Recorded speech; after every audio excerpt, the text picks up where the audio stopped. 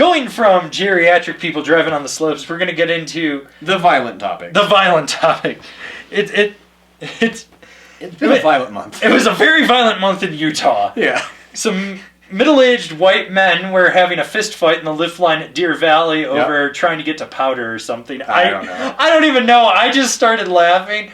And I can't even say anything because I can't tell you how many times I've had fights on the hill. It's so fucking bad. Yeah. But I laugh every time I hear these stories or I see a video of this shit.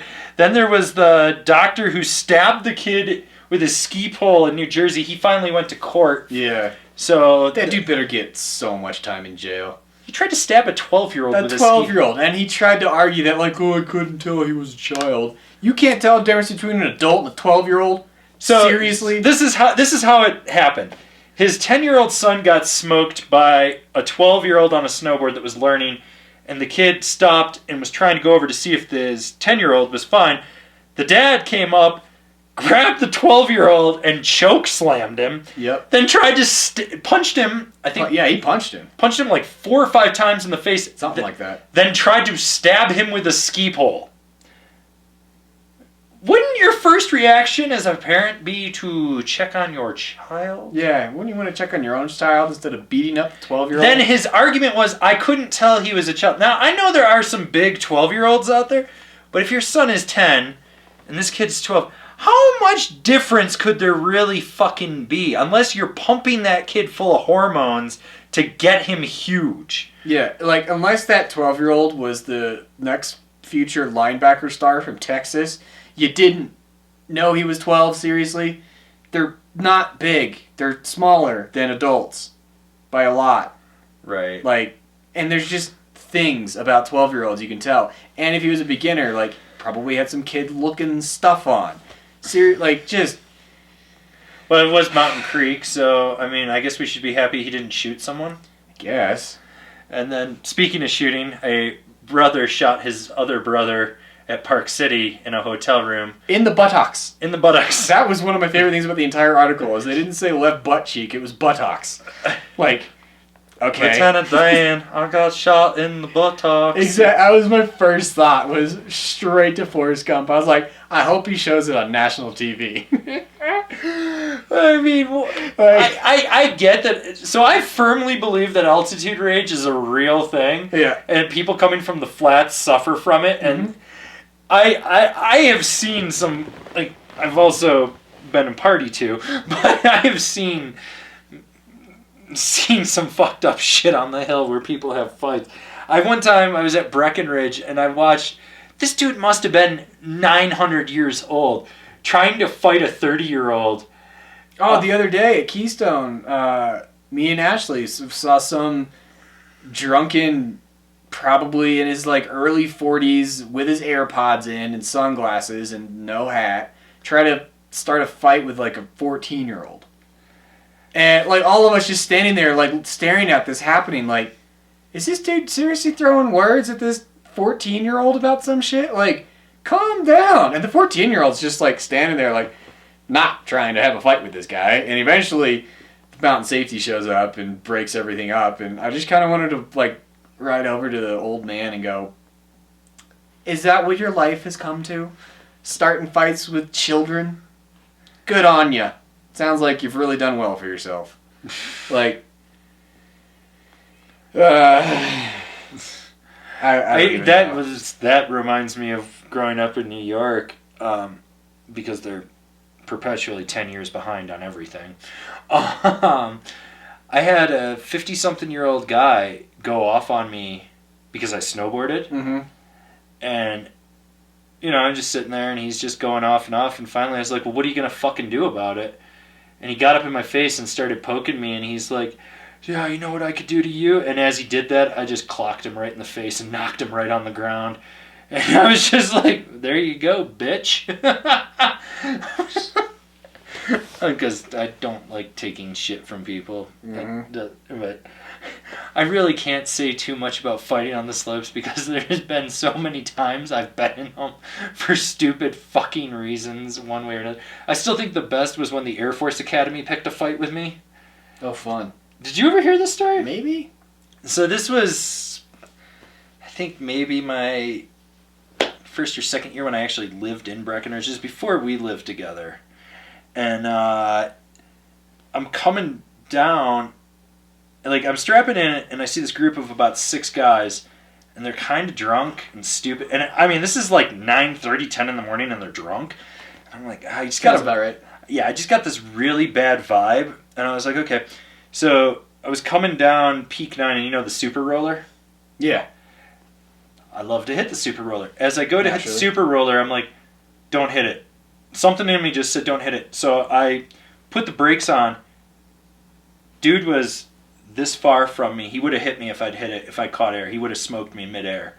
Went right over the tip of my board and just proceeds to explode. And I'm just like, fuck it, get away from him, right? So I cut hard left, and I'm getting over by the Mercury chair. Dude hit me from behind. Like, full-blown just takes me out, and I get up, and I'm like, what the fuck, you moron? And he's just sitting there, and he's like, what? And I'm just like, you're a fucking idiot. You almost hit me up there. You hit me here. You don't know how to fucking ride. And while I'm yelling at him, his friend on skis comes up and sucker punches me from the side and hits me in the head. And that just set me off. So I reached over, and I grabbed his goggles and pulled him down over his, and pulled him face first right into my fist and just started hitting him. And he ejects from his skis, and we get on the ground, and he's like wrestling me, and he tries to put me in a submission hold, and he's got me in this weird thing, and all I can do is basically like T-Rex arm. But I realize I can grab his dick. So I reached over and grabbed his dick and twisted until I heard it pop, and he's screaming on the ground. And I just start punching him in his face, and their friend comes over and goes to grab me, and I hit the dude right in the dick. And then I punched him right in the throat, and then one of their other friends, I'm still strapped in at this time, one of their other friends goes to do it, and I just headlocked him and just started hitting him. And the other ones are all like this. And I get up, and I was like, any of you pussies want more of this shit? And they're like, hey man, we're in the Air Force, we're Air Force. And I was like, I don't give a fuck what you are. You hit me for no reason, and then you punched me.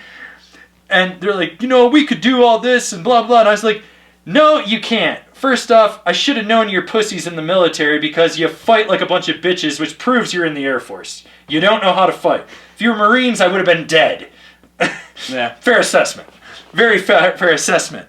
Second off, I was like, 3 of you are on the ground right now. The other 3 of you don't know what to do. I'm like, and then they're like, we'll see you downtown. And I was like, what's that gonna do? I know everyone here. Yeah. Like, you're not gonna win. Like, what the fuck? Meanwhile, homeboy whose dick I basically ripped off is just on the ground crying and screaming. He's like, ah! And I'm just like, put some ice on it, you fucking pussy. And the funny thing was I had no mark on me. And these guys are all just laying there, and I'm like, whatever. So the moral of the story is, thank God social media didn't exist when Averin fought people. No, it did exist. It just wasn't as prevalent. Yeah. Well, I'm still surprised when I got banned from Vail Resorts that the suplex incident was not on camera. Yeah, I know. You've gotten pretty lucky about none of this ended up on camera very much. Oh my god, I would just love to see me just suplexing this guy, just like, ah! Which, moral of the story is, don't suplex someone on the lift line. Yeah. Otherwise you'll get banned for life. Yes. They don't really like that, but not usually. People wonder why I ride alone and don't talk to anyone. This is it. I just don't want to deal with any of this bullshit. I'm like, just no, don't talk to me. Just leave me be. Which, it's been great the last few weeks. I love riding at the basin right now. There's no one there. Yep. The second Keystone closes, the rest of Colorado goes, oh, it's over.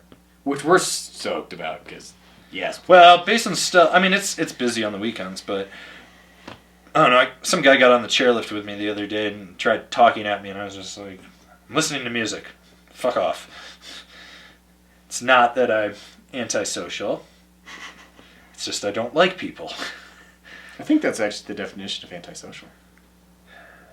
I haven't moved into a full hermit cabin. Not yet. I haven't gone full Unabomber yet. Let's hope you don't do that. We don't need you blowing anybody up. I wouldn't blow anyone up. I just live in a shack. It'd be me and my dog. Probably not even my dog, because eventually that thing would fart while I'm asleep and wake me up, and I'd be like, you're done. Out the door. Go back to the wild. It'd be me and like this feral possum. And I'd be like, I want it out of here, but I'm just too scared of the damn thing, so I just leave it be. I would be. They're actually, I don't know. Can you get an emotional support like possum? I don't think so. I don't. Are they even domesticatable? Is that a thing? I'm sure. If you can domesticate a raccoon and a fox, you can totally domesticate a possum. I don't know. How funny would it be, though, to have an emotional support possum and be like, I have to take it on the chairlift with me, sir. It's my emotional support animal. So I didn't just riding with this fucking possum and just like hissing in my ear the whole way. I'd be like, okay, all right, okay. Well, Fucking you go that way. could teach it to sick on people. So instead of you having to fight people, your possum does it for you. I mean, I wouldn't fight a possum. I'll tell you that. I'll just leave. So it might work. It might work well. I don't know. At least I've never shot my brother in the butt. Yeah. Actually, the true story is that all of these stories are about Averin in disguise. No, the only time I ever fought my brother at the resort, because it did happen one time, it was New Year's Eve 2000. He was riding a 169 Ride Timeless, the one with the clit shape on it, the clitoris top sheet. Yep. He's regular, I'm goofy. There's 2 trees. I come around like this. He's in my blind. I'm in his blind. He proceeds to run me over and pop my shoulder out. Oh, fun. This is back when I had really serious shoulder problems from like 16 to 20, where it would just pop out for no apparent reason. It still kind of pops out. But, so he pops it out, and I'm sitting there, and he's like, no, let me help you, and he's trying to put it back in, and he doesn't know what the fuck he's doing. He's like, no, I put your wrist back in when you didn't put my wrist in when I dislocated that. I did it myself, and you freaked out and almost passed out, you bitch. So I'm sitting there, and I'm like trying to get my shoulder in, and he keeps trying to touch me, and I'm like smacking him, and I'm like, get the fuck away from me, get away. Ski Patrol comes up, and they're like, they think it's a fight. And then it's like, they're like, Brooks? Averin? And they're like, what's up? And I was like, he popped my shoulder out. The one patroller looks at the other one and it's like, family dispute. And just skis away like nothing's going. Like, they wanted nothing to do with it. So I popped my shoulder in and we're getting back to the chairlift. And he's still trying to touch the bad shoulder. And I'm like, what are you doing? And he's just like, no, I got this. And I'm like, I finally fucking in the lift line just haul off and clock my brother right in the side of the head. And I'm like, you little asshole. Like, fucking leave me alone, you bitch. Good times. And the best part was we had to work security that night for the New Year's Eve party for the resort. So I'm sitting there with like my arm all messed up and he's looking at me. And the only good thing that happened was there was some like, she wasn't a cougar. She was definitely a puma and she was on the prowl. And she just kept force feeding me champagne. And I was just like, yep. Just keep drinking it. Just keep drinking it. And I remember being pretty fucking lit by the time I got back to my parents' house. And my dad looks at me and he's like, are you drunk? And I was like, no. Yes. I don't know. I'm going to bed. I can't deal with these questions. And he's just sitting there. My dad's like looking at my brother. He's like, what did you do to him? My brother's like, I didn't give him anything. Yeah, whatever. My brother's like, well, I'm going back to my house tomorrow. My brother's like almost 6 years older than me, so... It's pretty fucking, yeah. Yeah, that was the only time I ever fought him on the hill. Believe me, I wanted to other times, like when I was learning how to ride. He'd give me a ride to the resort, but I had to be able to get into the car before him. So sometimes he'd get in there before me and he'd have the door open and just be driving just enough so I couldn't run and catch up to it. In snowboard boots. Right. For at least 2 or 3 miles. Do you know what it's like to run in snowboard boots for that much? Not that much. He's a dick. Yeah, it sounds like it. My brother is a fucking asshole. It's okay. I'm going to outlive him. Oh, there you go. Yeah, so... Anyways, I guess we can move on to a less violent topic. Yes, we can.